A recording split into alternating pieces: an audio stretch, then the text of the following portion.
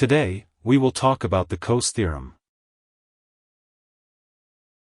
The Coase Theorem is a legal and economic theory developed by economist Ronald Coase regarding property rights, which states that where there are complete competitive markets with no transaction costs and an efficient set of inputs and outputs, an optimal decision will be selected.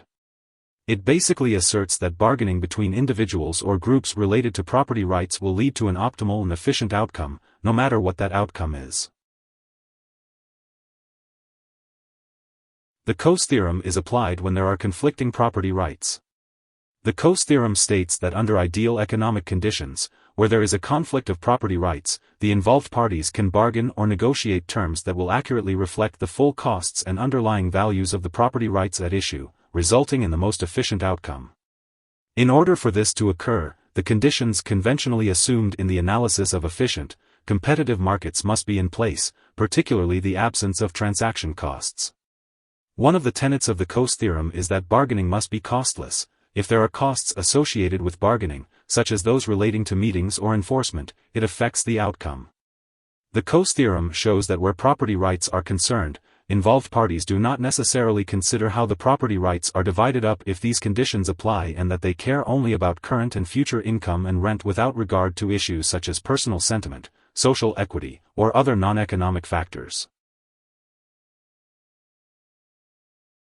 The Coase theorem is applied to situations where the economic activities of one party impose a cost on or damage to the property of another party.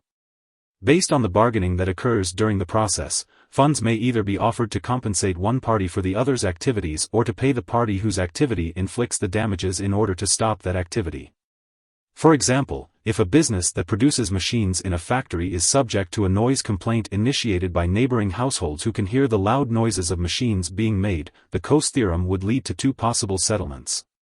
The business may choose to offer financial compensation to the affected parties in order to be allowed to continue producing the noise, or the business might refrain from producing the noise if the neighbors can be induced to pay the business to do so, in order to compensate the business for additional costs or lost revenue associated with stopping the noise. If the market value produced by the activity that is making the noise exceeds the market value of the damage that the noise causes to the neighbors, then the efficient market outcome to the dispute is that the business will continue making machines. If the value of the business's output of making machines is less than the cost imposed on the neighbors by the noise, then the efficient outcome is that the business will stop making machines and the neighbors would compensate the business for doing so. In the real world, however, neighbors would not pay a business to stop making machines because the cost of doing so is higher than the value they place on the absence of the noise. In order for Coase theorem to apply, conditions for efficient competitive markets around the disputed property must occur. If not, an efficient solution is unlikely to be reached.